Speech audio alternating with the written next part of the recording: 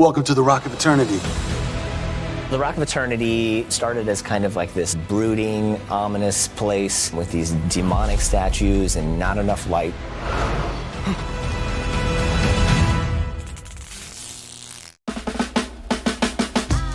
Hi, come on in. Now, in Shazam Fury of the Gods, the kids have taken over the Rock of Eternity and made it their own. We pick up with our Shazamly, our heroes, in our new and improved lair, which is so dope. Years have passed, and the kids were given a house that just happens to be an endless cavern of wonders with video games, hoops, and food everywhere.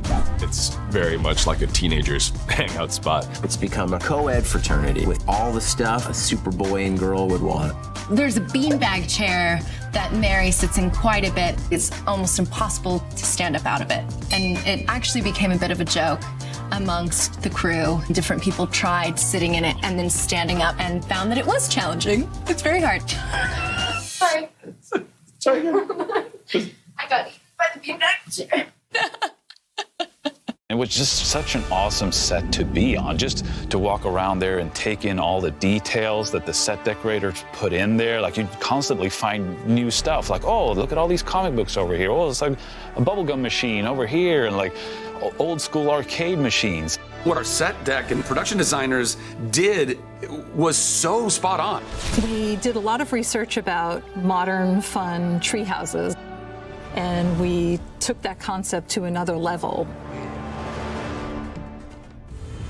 The thing that kept coming to mind was like the kids had taken over. So we had this idea of decorating the 7 deadly sins. They're not scared of them. So what if you put goofy things on them and they'd painted them and put silly signs around?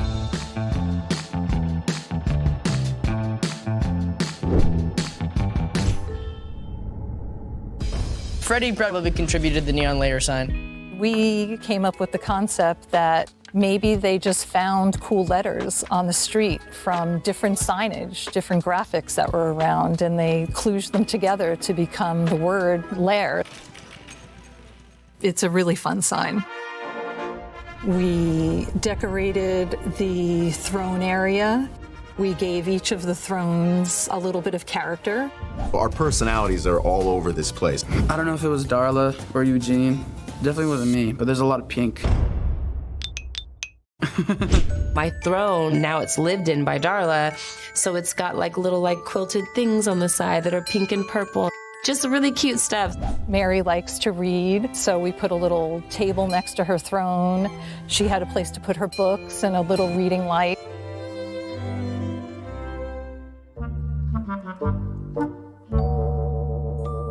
In the first Shazam, we got a little glimpse of the Room of Doors, but now we've really expanded it. Well, this seemed inevitable. Every door goes to its own location, like different dimensions, different planets or realities. We did a little bit of dressing on some of the doors to make it fun, like beware, no trespassing, beware of dog. If something smells, we hung a little gas mask and put a little clothespin out there, just in case the person going through that door would have to be suited up before they went through.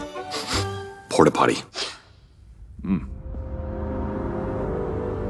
The Library of Eternity is a new location within the Rock of Eternity. Shut up. The library was a tricky one because going back to the script, it says it's a library in a cave at the end of the day. So what does that look like? They've got to go into that room and go, wow. You know, you've got to have some wow moments in a movie like this. Started sketching a mixture of the stone and these books. We're going to make this conical staircase with rock and books.